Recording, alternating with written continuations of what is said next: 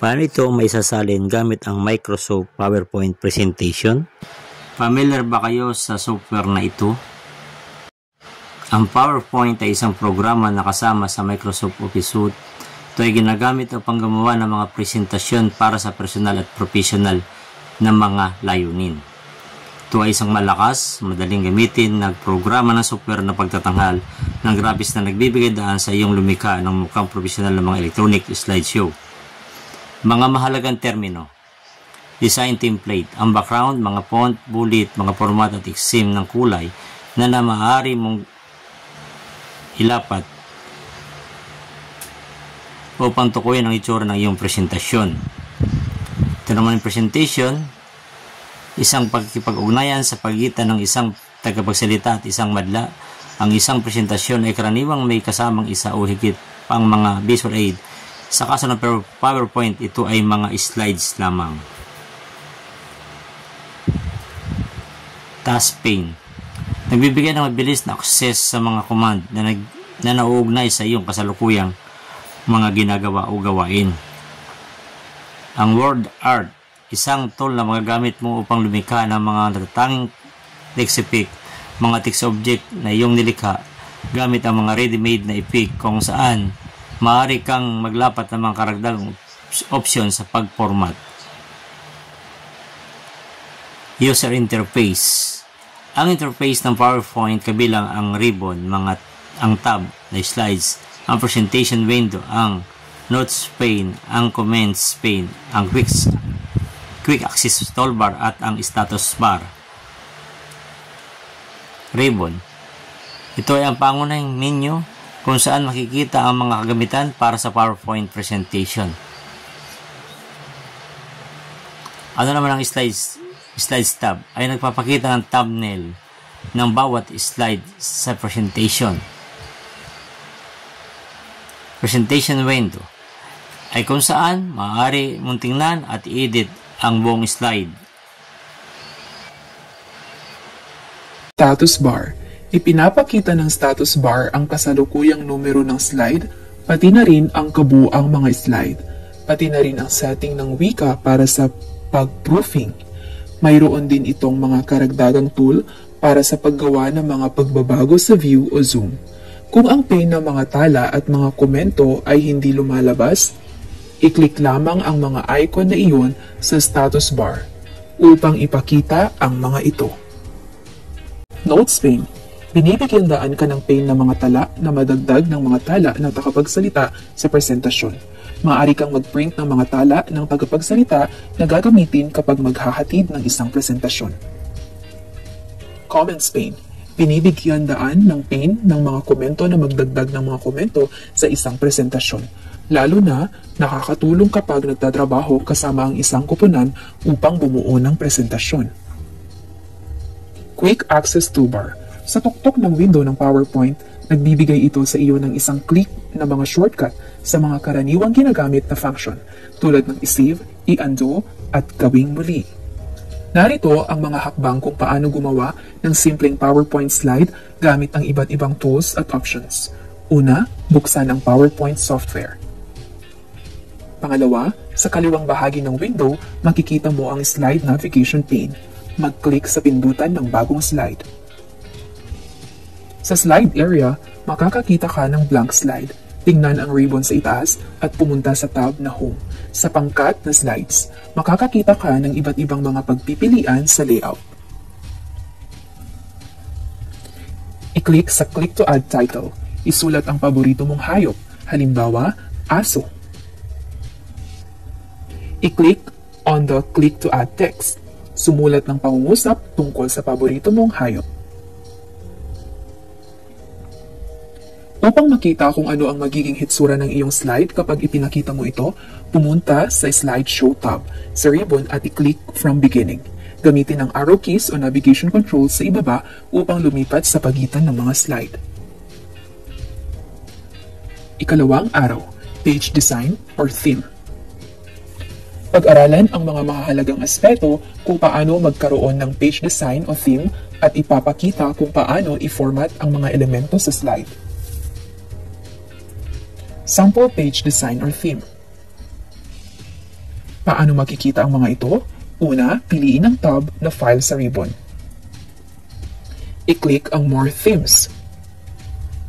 Para sa pinatnubayang pagsasanay, gumawa ng isang presentasyon tungkol sa pagsasagawa ng page design o theme.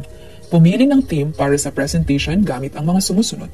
Una, pumunta sa Design tab sa ribbon na kung saan makikita mo ang mga iba't ibang klase ng themes. Pumili ng gusto mong theme, alalahanin na ito ang gagamitin mo sa buong slides. Ikatlong araw, inserting and formatting text box, word art, shapes, and images. Sa bahaging ito, matututunan kung paano pumili at baguhin ang mga aspeto ng teksto, word art, paglagay ng shapes at mga images. Inserting text box. Sa slide preview pane sa kaliwa, i-click ang slide kung saan mo gustong magdagdag ng text box. Sa ribbon menu sa tuktok ng PowerPoint program window, i-click ang Insert tab. I-click ang text box option. Sa slide, pindutin ang kaliwang button ng mouse kung saan mo gustong ilagay ang tuktok na kaliwang sulok ng text box. Pagkatapos, habang pinipindot pa rin ang button ng mouse, i-drag ang cursor pababa at pakanan para gumawa ng text box na gustong laki. Pagkatapos gawin ng text box, mag-type ng ilang text. Kung nag-click ka sa labas ng text box nang hindi nagdaragdag ng text, maaaring mawala ang text box. Formatting style, border, and color. Mag-click sa text box para i-highlight ito. Sa PowerPoint ribbon, i-click ang tab na Shape o Shape Format na lalabas depende sa version ng PowerPoint na iyong ginagamit. Mga estilo. Iba't ibang preset ay may temang mga estilo ng text box, kabilang ang mga kulay ng background at hangganan at mga epekto ng anino. Icon ng Shape Fill sa Microsoft PowerPoint. Ginamit upang magdagdag ng kulay ng background sa text box. Icon ng Shape Outline sa Microsoft PowerPoint. Baguhin ang kulay at uri ng hangganan ng text box, kabilang ang mga arrow, gitling, sketch, at bigat. Icon ng Shape Effects sa Microsoft PowerPoint. Ginamit upang magdagdag ng mga effects sa text box, kabilang ang 3D na pag-ikot, bevel glow, reflection, at shadow.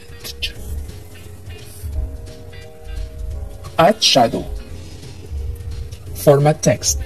Upang i-format ang text sa text box, i-click ito at pagkatapos ay i-highlight ang text sa loob na gusto mong i-format.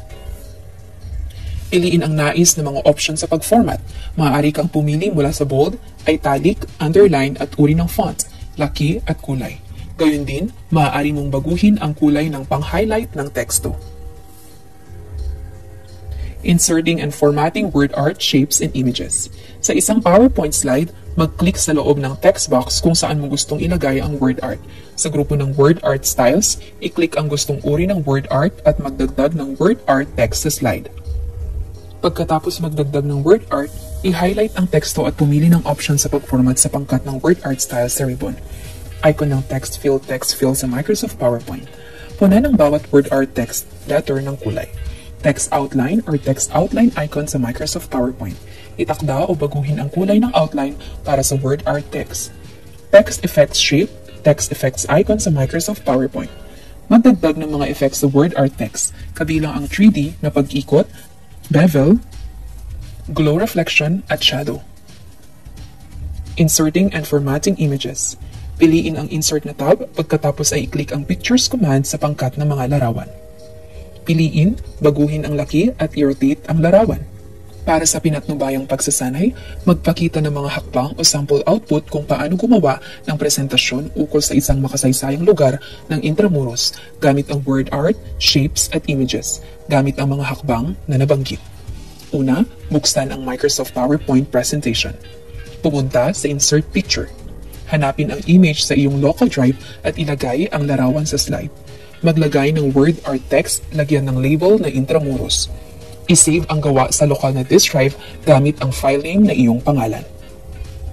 Para sa paglalapat at pag-uugnay, gumawa ng isang slide presentation tungkol sa sarili, gumamit ng word art, shapes at images. Para sa ika-4 na araw, ano-ano ang mga dapat isaalang-alang sa paggawa ng slide presentation para mapaganda ito gamit ang mga iba't ibang pamamaraan? Bakit ito mahalaga? Sa paggawa ng slide presentation, mahalagang isaalang-alang ang malinaw na layunin at mensahe upang magbigay ng focus at maiwasan ang kalituhan. Ang disenyo at visual aesthetics tulad ng tamang paggamit ng kulay, font at layout ay dapat na magaan sa mata at professional upang makuha ang atensyon ng audience. Dapat ding maayos na iorganisa ang nilalaman gamit ang bullet points at headings at magdagdag ng visual aids at multimedia upang mapalakas ang mensahe na nagbibigay ng malinaw, nakakaakit at epektibong komunikasyon. Kompletuhin ang pangungusap. Ang pagkakaroon ng presentation software ay makakatulong sa patlang. Kailangang malaman ang mga tamang pamamaraan gamit ang mga patlang. Ang pagkakaroon ng presentation software ay makakatulong sa pagpapadali ng paggawa ng mga visual na presentasyon at pagsasama ng iba't ibang mga multimedia element para sa mas epektibong komunikasyon. Kailangang malaman ang mga tamang pamamaraan gamit ang mga tool ng software upang makamit ang isang profesional, maayos at kaakit-akit na presentasyon. Para sa pagsusulit, basahin at sagutin ang mga tanong. Piliin at isulat ang tamang titik lamang. Ano ang tinutukoy ng user interface sa presentation software? A. Ang disenyo ng mga pahina at tema ng presentasyon. B. Ang paraan ng pag-organisa ng mga slides sa presentation. C. Ang interaktibong aspeto ng presentation tulad ng mga animation o transitions. D. Ang mga menu, icon at interface na ginagamit ng gumagamit upang kontrolin ang software.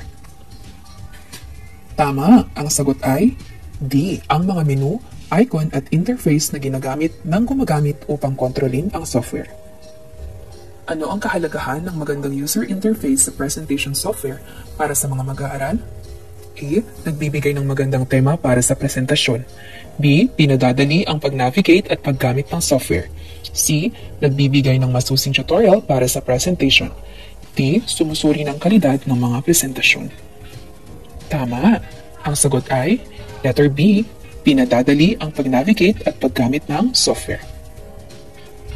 Pangatlo, ano ang kahalagahan ng page design o theme sa presentation software? A. Nagbibigay ng magandang disenyo sa mga slide. B. Nagbibigay ng default na mga topic para sa presentasyon. C. Nagbibigay ng mga template para sa mga worksheet. D. Nagbibigay ng mga kasangkapang pang-eksperimento sa laboratorio. Mahusay, ang sagot ay letrang A. Nagbibigay ng magandang disenyo sa mga slide. Pang-apat, ano ang kahalagahan ng customization sa page design o theme ng presentation software? A. Ito ay nagbibigay ng mga default na pahina para sa presentasyon. B. Ito ay nagbibigay ng kakayahan na gumamit na mag-customize ng disenyo ng mga slides.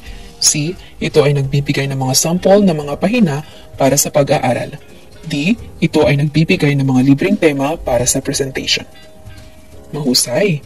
Ang sagot ay B. Ito ay nagbibigay ng kakayahan sa gumagamit na mag-customize ng disenyo ng mga slides. Panglima, bakit mahalaga ang visual appeal sa page design o theme ng presentation software? A. Dahil dito natutunan ang mga technical na aspeto ng paggawa ng presentation. B. Dahil dito nagiging mas epektibo ang pagpapahayag ng impormasyon sa audience. C. Dahil dito napapabilis ang mga mag-aaral sa paggawa ng presentasyon. D. Dahil dito napapabuti ang pagganap ng mga mag-aaral sa klase. Mahusay, ang tamang sagot ay B. Dahil dito nagiging mas epektibo ang pagpapahayag ng impormasyon sa audience. Dito makikita ang mga kagamitan para sa PowerPoint presentation. A. Ribbon, B. Slide tab, C. Status bar, o D. Notes pane. Tama, ito ay A. Ribbon. Makikita dito ang thumbnail ng bawat slide sa presentasyon. A. Ribbon, B. Slide type, C. Status bar, D. Notes pane. Magaling! Ito ay B. Slide tab. Pangwalo, nakalagay dito ang tala ng tagapagsalita sa presentasyon. A. Ribbon, B. Slide tab, C. Status bar, at D. Notes pane. Tama, ito ay D. Notes pane. Pangsyam, dito inilalagay ang mga komento sa isang presentasyon.